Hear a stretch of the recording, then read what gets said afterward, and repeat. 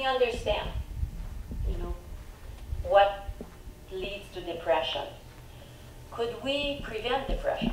Obviously not completely, because there's nothing we can do about the genetic makeup. There's no gene therapy at this point. So we're not going to change the genetic makeup.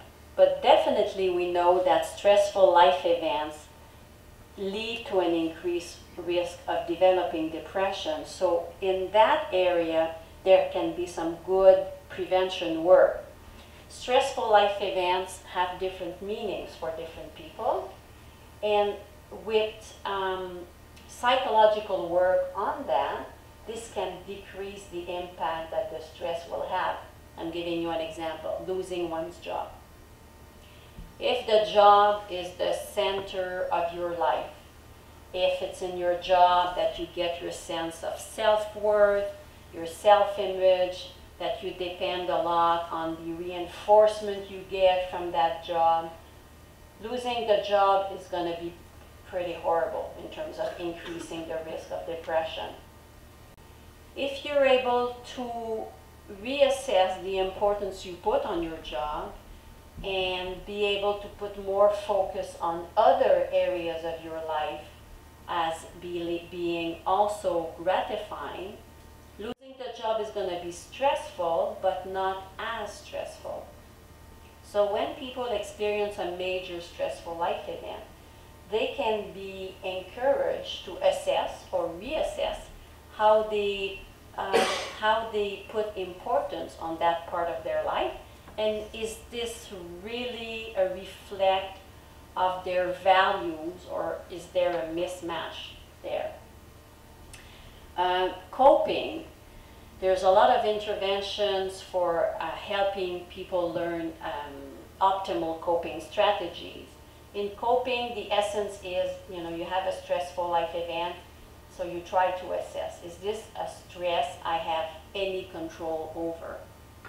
If it's a stress that you can have no impact on, you might as well try to forget about it, kind of block it, and think about something else.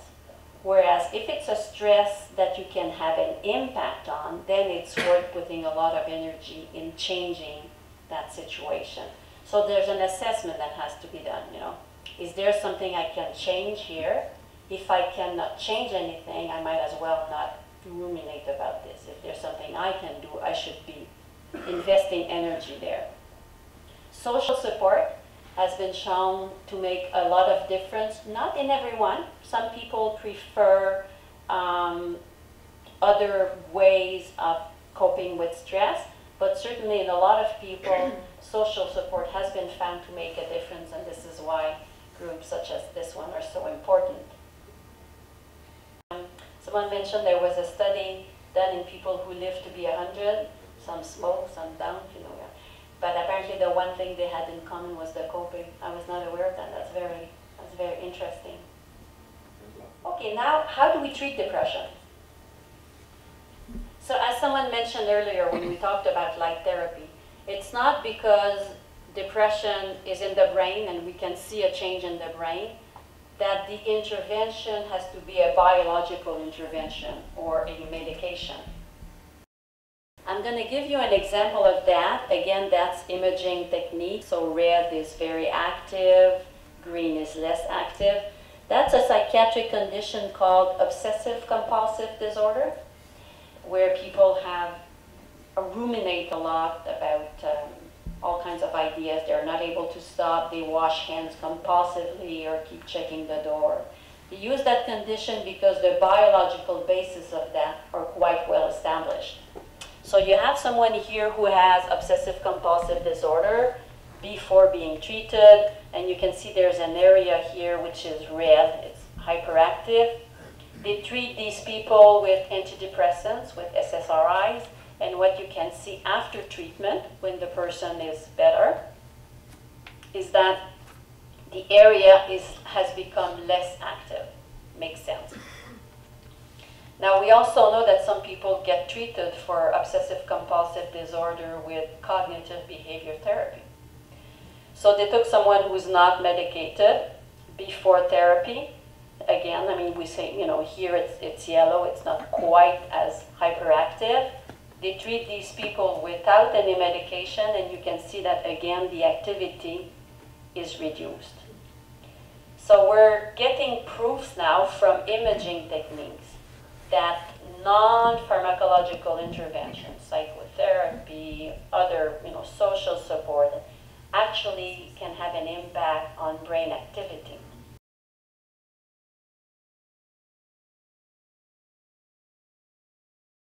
Well, it would probably look more like something like this. I mean, you know, it's difficult. What they do in these studies is that they take several people, because you can't count on one person only. So they take a group of people and then they combine all the images. So that's actually not one patient, that may be 20 patients on average. And the same thing with the treatment, again, several patients on average.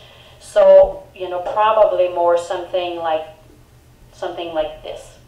So non-pharmacological intervention can have an impact on brain function. Now, there are limits to that.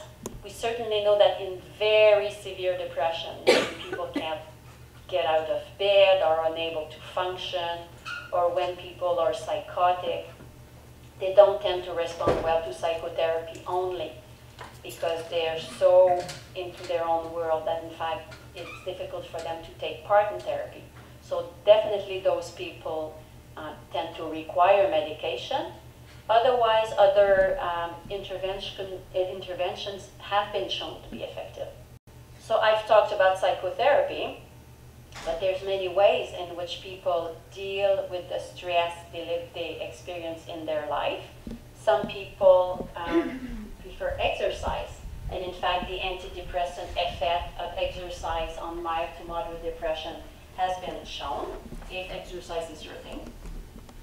Some people prefer relaxation techniques, prefer walking in nature. The importance is that there's not one recipe that is good for everybody.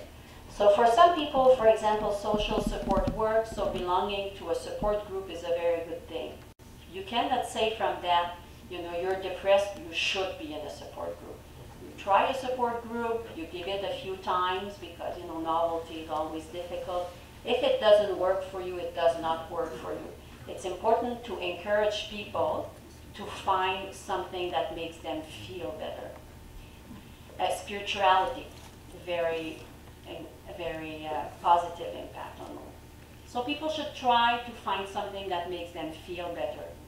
If you find, because you develop an episode of depression, or perhaps a second one, or that you have a family of depression, and there's a likelihood that you may be more at risk of depression, you should be paying more attention to your lifestyle. It's important to have built-in protected time to be able to relax and make yourself feel better. Now, antidepressant medication, there's not one that has been shown to be better than others in HIV. So most of them can be, you know, are well tolerated, very few interactions with antiretrovirals. You probably know that people taking antiretrovirals should not be using the herbal antidepressant St. John's wort because of interactions. Most drug-drug interactions tend to lead to an increase in one or both of the medication. In HIV, what we worry about is that there would be an interaction that would lower the level of the drug, because you're being adherent, but because of the interaction, it's as if you were not adherent.